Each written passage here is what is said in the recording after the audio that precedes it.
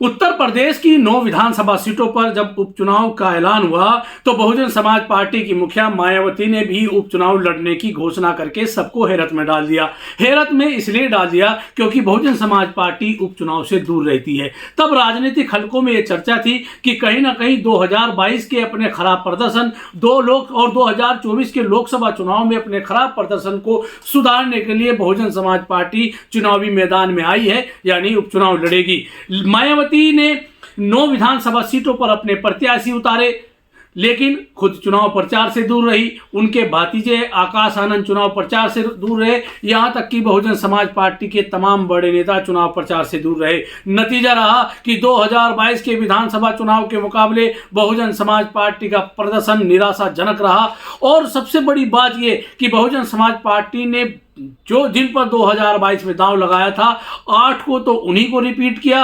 केवल एक सीट पर उन्होंने अपना प्रत्याशी बदला और जिस सीट पर प्रत्याशी बदला वहां का प्रत्याशी का भी प्रदर्शन बेहद निराशाजनक रहा। यानी न वो बसपा के वोटों में सेंध लगा पाए, न वो अपने समाज की वोटों में सेंध लगा पाए। तो आज हमारा ये विश्लेषण है कि बहुजन समाज पार्टी चुनाव प्रचार से दूर क्यों रही, क्यों मायावती ने उन्हीं प्रत्याशी को रिपीट किया। हालांकि जो पहले सम्मानजनक वोट लेकर के आए थे, इस बार उनको वोट क्यों नहीं मिली, ये सब जानने के लिए आप हमारे वीडियो को अंत तक जरूर देखिएगा। और आपसे रिक्वेस्ट है कि कमेंट्स बॉक्स में कमेंट करके जरूर जाइएगा कि हमारी ये खबर आपको कैसी लगी। इसके साथ साथ ही आपसे गुजारिश है, अनुरोध है, रिक्वेस्ट है कि अगर आपने अभी तक खोज न्यूज चैनल को सब्सक्राइब नहीं किया है तो कृपया सब्सक्राइब भी कर लें। और रोजाना की तरह आज भी मैं एक नया अपडेट लेकर आया हूं, एक नया विश्लेषण लेकर आया हूं। मेरा नाम राशिद अली है और आप हमारा चैनल खोज न्यूज देख रहे हैं। साल 2022 में बहुजन समाज पार्टी ने उत्तर प्रदेश में अकेले विधानसभा का चुनाव लड़ा। चुनावी नतीजे आए तो बहुजन समाज पार्टी का एक ही विधायक उमाशंकर जीत पाया। बाकी सीटों पर बहुजन समाज पार्टी का कोई भी विधायक निर्वाचित नहीं हुआ, यानी बहुजन समाज पार्टी का प्रत्याशी चुनाव नहीं जीता। 2024 के लोकसभा चुनाव आए, बहुजन समाज पार्टी फिर एकला चलो नीति पर रही और नतीजा आया कि बहुजन समाज पार्टी का कोई भी सांसद उत्तर प्रदेश में लोकसभा का चुनाव नहीं जीत पाया। यानी लोकसभा में भी बहुजन समाज पार्टी की संख्या 0 हो गई। हालांकि बहुजन समाज पार्टी 2019 के लोकसभा चुनाव में सपा के साथ मिलकर लड़ी थी तो कई सीटें उसने जीत भी ली थी। खैर, बात करेंगे हम जब उत्तर प्रदेश में 9 विधानसभा सीटों पर उपचुनाव का ऐलान हुआ तो बहुजन समाज पार्टी की मुखिया मायावती ने चुनाव लड़ने का ऐलान किया। राजनीतिक हलकों में लोग हैरत में थे कि बहुजन समाज पार्टी उपचुनाव नहीं लड़ती है, इस बार उपचुनाव लड़ने का ऐलान क्यों किया, आखिर इसके पीछे बहुजन समाज पार्टी की मुखिया मायावती की मंशा क्या है। कुछ लोग जो राजनीतिक लोग थे, राजनीति को समझने और जानने वाले लोग थे, उनका कहना था कि चूंकि 2022 के विधानसभा चुनाव में बसपा का प्रदर्शन खराब रहा, 2024 के लोकसभा चुनाव में बहुजन समाज पार्टी का प्रदर्शन खराब रहा, तो शायद बसपा सुप्रीमो मायावती अब बसपा के प्रदर्शन को सुधारना चाहती है, कहीं ना कहीं इस चुनाव को लड़ेगी और मजबूती से चुनाव लड़कर कहीं ना कहीं अपनी सम्मानजनक स्थिति उत्तर प्रदेश में फिर से पाने की कोशिश बसपा प्रमुख मायावती करेगी।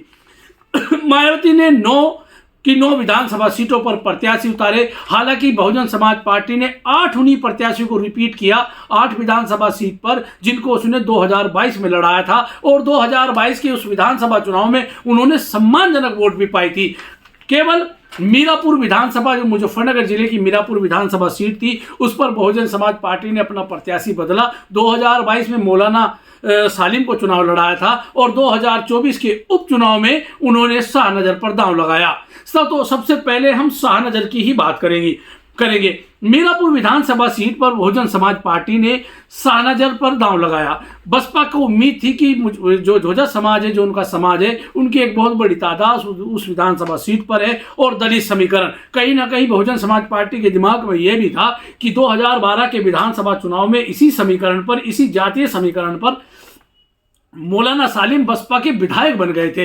यही मायावती को उम्मीद थी कि जो शाहनजर है वो मौलाना सालिम का, मौलाना जमील का रिकॉर्ड बनाएंगे, उसी की तरह चुनाव लड़ेंगे और चुनाव जीत सकते हैं। लेकिन शाहनजर पूरे विधानसभा चुनाव में प्रचार प्रसार से कहाँ नदारद रहे, ये किसी की समझ में नहीं आया। और जब चुनावी नतीजे आए तो यही शाहनजर जिस 3248 वोट केवल ले पाए मीरापुर विधानसभा सीट पर, जबकि 2022 के विधानसभा चुनाव में जो मौलाना सालिम वहां से चुनाव लड़े थे वो कहीं ना कहीं सम्मानजनक वोट लेकर के गए थे। मौलाना सालिम ने मीरापुर विधानसभा सीट पर 23,797 वोट लिए थे और शाहनजर 3248 वोट पर ही आकर टिक गए। यानी मीरापुर विधानसभा सीट पर बसपा का प्रदर्शन निराशाजनक ही नहीं, बेहद निराशाजनक रहा। अब हम उन 8 प्रत्याशियों की बात करेंगे जिन पर 2022 में भी बहुजन समाज पार्टी ने विश्वास जताया था, भरोसा जताया था, और 2024 के उपचुनाव में भी बसपा प्रमुख ने भरोसा जताया। लेकिन 2022 के मुकाबले 2024 में वो भी निराशाजनक प्रदर्शन करते पाए गए। क्यों पाए गए, क्या वजह रही? क्या बहुजन समाज पार्टी को इस बार के उपचुनाव में दलित वोट, जो उनका अपना वोट बैंक था, उसने भी छोड़ दिया है? क्या उसने भी बसपा का जो एक निशान माना जाता था कि दलित वोटर हाथी के निशान को नहीं भूल सकता, क्या इस उपचुनाव में बसपा जो दलित वोटर है, जो बसपा का कोर वोट बैंक कहा जाता है, उसने हाथी को छोड़ दिया है, मायावती को छोड़ दिया है? यही सवाल इन 8 विधानसभा सीटों के 9 विधानसभा सीटों के चुनाव परिणाम बताते हैं। अब हम आपको बताएंगे कुंदरकी। मुरादाबाद जिले की कुंदरकी विधानसभा सीट पर 2022 में भी बहुजन समाज पार्टी ने रफतुल्ला पर दांव लगाया था। 2022 में उन्होंने वोट लिए थे 42,742, लेकिन 2024 के उपचुनाव में उनको वोट मिले 1,099। यानी जो 2022 में 40,000 से ज्यादा वोट लेकर गया था, 2024 के उपचुनाव आते आते वो केवल 1100 1,000 वोट पर ही सिमट कर रह गया। ये भी सोचने और समझने की बात है, कहीं ना कहीं साबित करता है कि बसपा का वोट बैंक खिसक रहा है। इसके साथ ही दूसरी सीट है सीसामऊ। सीसामऊ सीट पर बहुजन समाज पार्टी ने 2022 की तरह 2024 में भी वीरेंद्र कुमार पर दांव लगाया। हालांकि 2022 में भी वीरेंद्र कुमार कुछ सीसामऊ में कुछ खास नहीं कर पाए थे और 3,000 के लगभग वोट लेकर के गए थे। इस बार वो 3,000 से भी आधे पे आ गए और 1,410 वोट ही ले पाए। यानी वीरेंद्र कुमार भी पहले के मुकाबले इस बार शर्मनाक प्रदर्शन करते दिखाई पड़े सीसामऊ में। चौथी सीट है मैनपुरी की करहल विधानसभा सीट पर 2022 में अवनीश साके पर बहुजन समाज पार्टी ने दांव लगाया था। 2022 में उन्होंने वोट लिए थे 15,701। 2024 के उपचुनाव में बसपा प्रमुख ने फिर अवनीश साके पर भरोसा जताया, उम्मीद जताई कि दलित और शाक के वोट उनके पाले में आ जाएंगे। लेकिन जब चुनावी नतीजे आए तो वो पहले के मुकाबले आधे पर घटकर रह गए और उनको इस बार मिली 8,409 वोट। यानी पहले के मुकाबले आधे वोट ही वो ले पाए। इसके साथ ही बात करेंगे गाजियाबाद विधानसभा सीट की। गाजियाबाद शहर विधानसभा सीट पर भी उपचुनाव हुआ। 2022 की तरह इस बार भी बसपा ने परमानंद गर्ग पर दांव लगाया और उम्मीद जताई कि वैश्य समाज और दलित समाज मिलकर कहीं ना कहीं बहुजन समाज पार्टी की नैया को पार कर देंगे।